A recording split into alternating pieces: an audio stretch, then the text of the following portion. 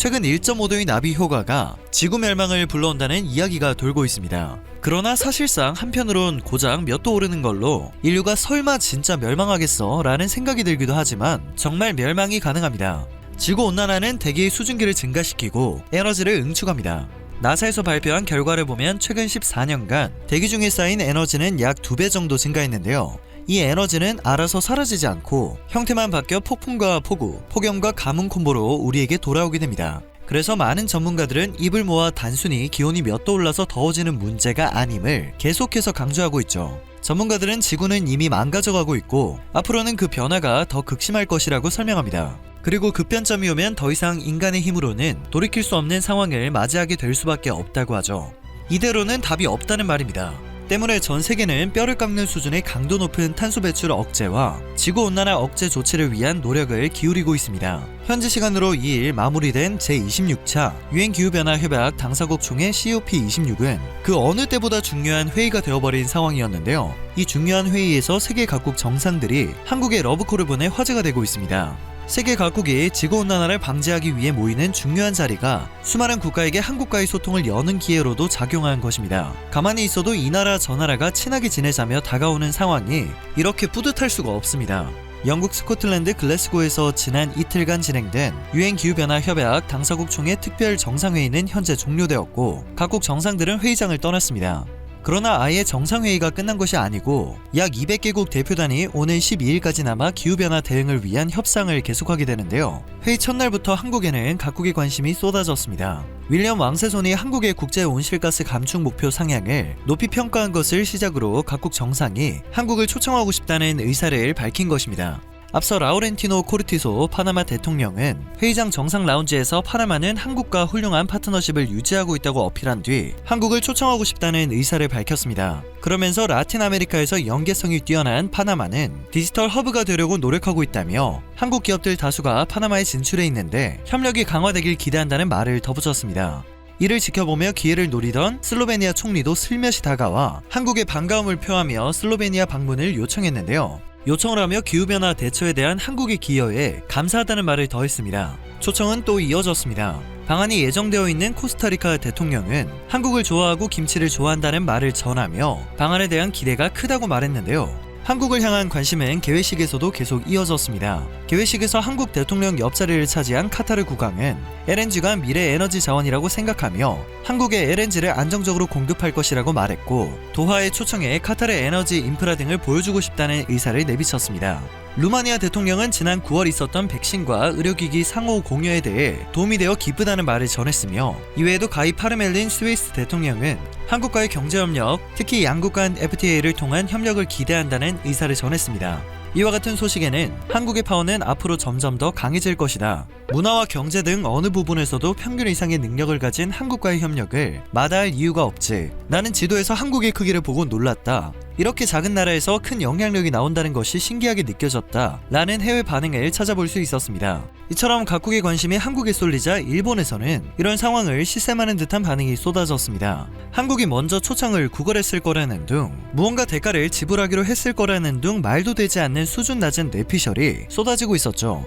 이런 반응을 볼 때면 일본은 늘 자국이 세계 무대에서 소위 인싸 역할을 담당하고 있다고 주장합니다. 인싸는 인사이더의 약자로 소속된 무리에서 적극적으로 참여하며 사람들과 잘 어울려 지내는 사람을 일컫는 콩글리시 표현입니다. 최근 한국을 지칭하는 단어라고 해도 될 만큼 비유가 적절하다는 생각이 듭니다. 그 반대말인 아웃사이더, 즉 아싸인 사람이든 인싸인 사람이든 본인이 아싸라고 주장하는 사람은 많아도 자기가 인싸라고 진지하게 어필하는 사람은 거의 없습니다. 일본은 자국의 처지를 이제 좀 객관적으로 바라봐야 할 때라는 생각이 듭니다. 세계 각국 정상의 초청을 받고도 나 잘났다고 큰소리치지 않는 한국이 진정한 인사이더겠죠. 실제로 일본은 큰 관심을 얻지 못했습니다. 한일 정상회담의 가능성도 점쳐졌지만 결국 이루어지지 않았습니다. 앞서 지난 6월 영국에서 열린 G7 정상회의에서도 한일 약식회담은 진행되지 못했습니다. 당시 회담은 성사 직전까지 갔지만 스가 전 총리 측이 완강히 거부하면서 무산된 것으로 알려졌죠. 자존심이라고 부르기도 민망한 옹졸한 고집을 부리는 모습입니다. 또한 아시아를 대표하는 선진국 타이틀도 이제는 한국의 손으로 넘어온 듯한 흐름이 포착되었습니다. 유엔 기후변화 협약 당사국 총회에서 한국의 2030 국가 온실가스 감축 목표 상향이 국제사회의 긍정적인 평가를 받는 것은 물론이고 세계 각국이 한국이 기후변화 대응 분야에서 선진국의 역할을 해야 한다고 입을 모아 기대를 보였기 때문입니다. 이러한 각국의 기대에 부응하듯 한국은 자신감 있는 멋진 모습을 보였습니다. 일각에서는 종종 스스로 우리나라가 아직 개발도상국이라고 주장하지만 국제사회는 아무도 한국을 개도국으로 바라보지 않는 것이죠. 오히려 이제는 일본보다는 한국이 선진국으로서 역할을 해주길 기대하고 있는 상황입니다. 이러한 기대에 걸맞게 한정혜 환경부 장관은 프랑스와 몽골, 베트남, 인도네시아, 인도, 호주 등과 기후변화 대응을 모색하며 양자회담을 가졌고 한국수자원공사와 아시아물위원회, 인도네시아 공공주택 사업부 등과 고위급 회담을 갖고 탄소 저감을 위해 아시아 지역의 물관리 역량을 향상시킬 방안에 대해 논의하기도 했습니다. 최병암 산림청장 역시 빠르게 움직였습니다. 산림보건의 성공 모델로 한국이 인정을 받았기 때문입니다. 성공 모델로 인정받은 한국은 이제 선진국들과 함께 최대 규모의 열대림 보전을 위한 재원 마련에 동참하게 되는데요. 최병암 산림청장은 유엔 기후변화 협약 당사국 총회 산림 관련 정상 세션 결과 브리핑에 참석해 최대 규모의 열대림 보전 복원 재원 프로그램인 글로벌 산림 재원 서약에 동참한다고 선언했습니다. 이번 행사에서 산림청장이 초청받아 연설을 하게 된 것은 한국의 산림 복원 경험이 많은 개발도상국의 모범적인 롤모델이 될 수 있다는 판단 때문이라고 합니다. 누군가의 롤모델이 된다는 것은 언제나 짜릿한 경험인 듯 합니다.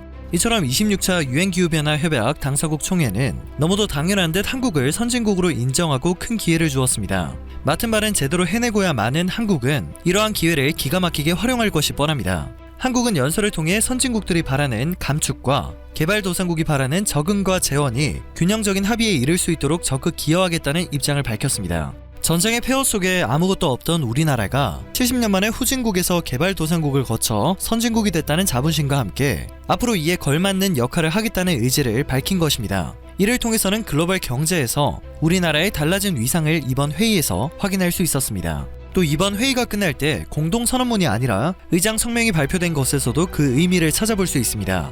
통상 각 나라 정상들이 참석하는 국제회의는 공동선언문을 채택하면서 마무리되는데요. 이번 회의에선 참석국 정상들의 합의 대신 의장 성명만 발표가 되었습니다.